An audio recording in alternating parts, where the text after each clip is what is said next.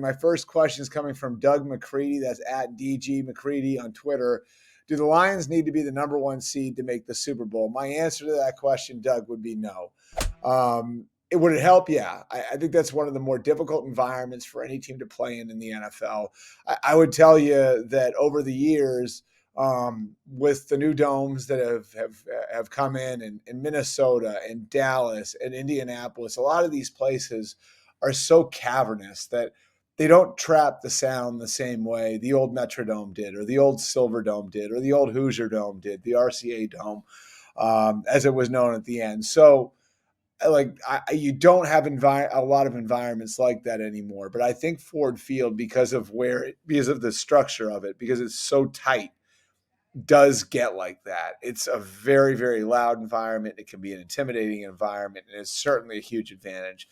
That said, this Detroit team is built to play in all conditions. They're built to win on the road. They're built to win on grass in the elements. They do not need to be in a sterile dome environment with their home crowd. Again, would it help? Yes, it would absolutely help. Do they need it to beat the Philadelphia Eagles? I don't think they need it to beat the Eagles. That doesn't mean the Eagles can't beat the Lions, but I think the Lions can go into Philadelphia and win a game on a given day. And what I mean when I say they're built to win in all conditions, in all weather, it's not just like some abstract toughness thing. It's because they're built through the lines of scrimmage.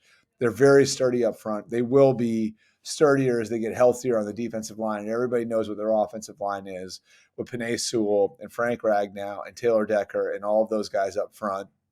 They've got an incredibly tough running game with two backs who can do just about everything in David Montgomery and Jahmyr Gibbs. And they're multiple on defense. And I think that matters in the elements because that can force mistakes. And what Aaron Glenn's been able to do with the versatile pieces he's got in the back end, and being able to morph to what he needs to be on a week-to-week basis, I think is really damn impressive. And so my answer to your question, Doug, would be no. That's taking nothing away from the advantage that they have playing in Detroit at Ford Field. I think that's a very real home field advantage. I think it's one of the top home field advantages in the league. But they're built in a way where they should be able to win in different conditions.